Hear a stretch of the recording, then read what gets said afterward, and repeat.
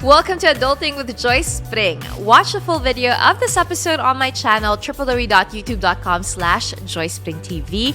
And if you want to level up your adulting game, check out joycepring.com/collections for my digital products and course. How do you share the gospel in a way that won't affect or offend those in the LGBT community? No, ito in the ministry of CCF, because we have a strong LGBT or former LGBT community. The previous one who was leading, and alam kilala ni Mike doon, si Paul Aquino. So the previous one who was leading the ministry, and I think even the current one that's leading the ministry right now, former LGBT sila. Alam mo yung nakapag-transform sa, of course, the gospel, of course, Jesus Christ, right? But it's because they understood and they received the gospel of Jesus. Yun talaga.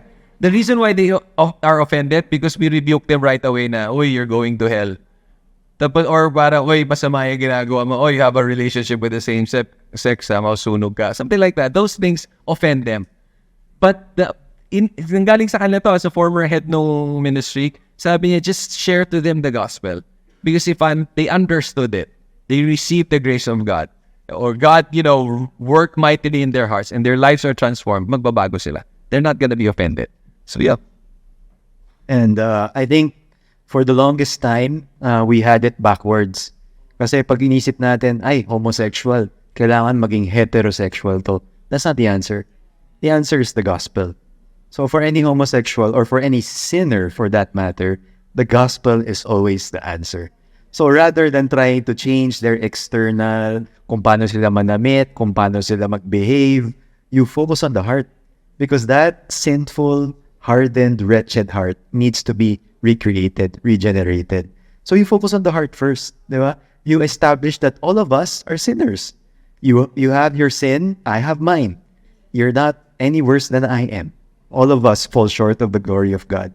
And then once you establish that core of the gospel in their lives, saka na, magko-follow na lang yung iba. All of us, we have struggles, issues.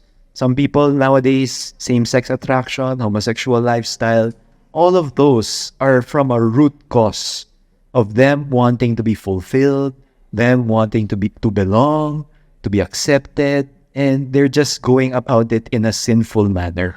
So point them to the gospel. I've been honored and privileged to walk alongside such individuals.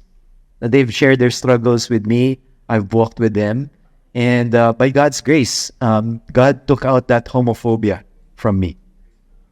Just granted me a heart of compassion for them. Honestly, they've been hurt, judged, condemned all their lives. And here comes Christians, again, plunging that same wound with that spear, and they're so hurt already. So I propose that we approach them with the compassion, the love of Christ, but again, not to compromise the truth of the gospel. Everybody needs the gospel.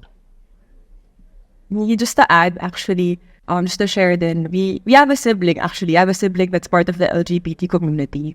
And Ting and I have shared the gospel. I think my sister, we shared the gospel, and even before the invite pa sa Living Free Ministry and all, healthy yung discussion, but I realized talaga more than, it's important to speak the truth in love.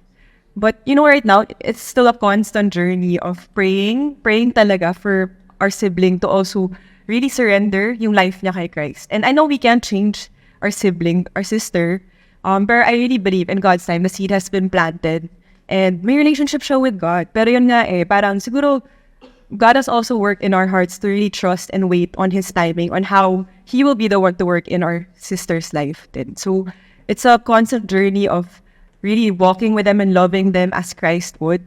Pero yun nga, not compromising the truth then. And really prayer. Yun nga, minsan diba di natin alam, I remember that verse, I don't know what to do, but my eyes are on you. And praying that si God mismo yung free them from bondage, that bondage. But at the end of the day, it's us entrusting our family members or your friends, diba, to the Lord, and also really showing them Christ-likeness. And it's not us debating about this or that. Of course, healthy discussion. Kasi yun nga, doon ko nakita na they open up when they can really trust you. So really building trust then, and constant communication, love, and being present in their lives. Because we can only do, of course, we can influence them, but if you're not present in their lives, diba, what's the point? So, Can I just say, I have a best friend also who's part of the community, and I remember my best friend was telling me, babe, but what if, she calls me babe, but what if I never become straight? Will you still love me? And they have these questions, these longings, and these fears that they will be rejected.